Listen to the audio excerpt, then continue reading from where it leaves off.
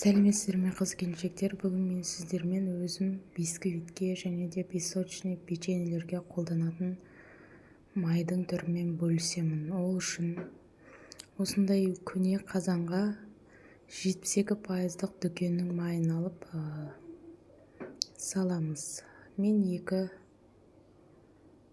кусогын алдым. 180 грамдық сары майдан екеуін салдым. Маған осы қажетіме жетеді. Жалпы сізге өте көп болса, или бұдан азырақ болатын болса,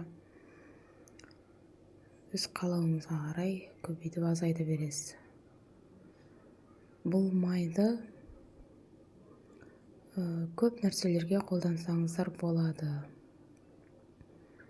Салатқа, печеньелер жасауға, бисквит жасауға қолдана берсеңіз болады. Міне майды саламын. Осылай ерігенше кішкене қозғап тұрамын.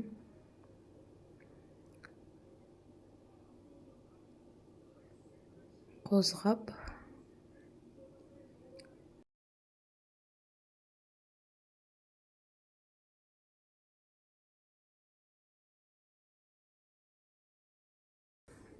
көбігін міндетті түрде алуымыз керек. Міне көбігі шықты. Алып тастаймыз. Негізі өзіңіздің жасау мақсатыңызға қарай, мысалы, үнемі салатқа қолданамын десеңіз, аздап тұз салсаңыз болады. Мен бисквитке қолданамын, тәтті печеньелер дайындауға қолданамын десеңіз, онда қант салсаңыз болады. Немесе ештеңе салмай, өзін ғана ысытып, қайнатып, дайындап алсаңыз болады.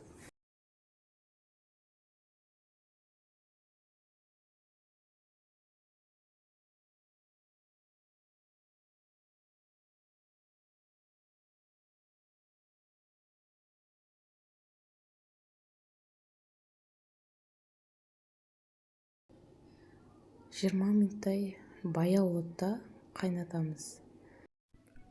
20 минут қайнап болғаннан кейін ыдысымызға сүземіз. Сол кезде уже қалауыңызға қарай тұз немесе қант, бал қоссаңыз болады.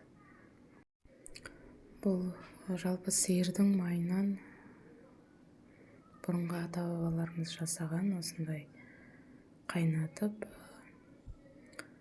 оны суытып, қажетті мөлшердегі балды қосып, кішкентай балалар мазасызданып қалған кезде балаларға беріп, осылай қажеттеріне жаратқан.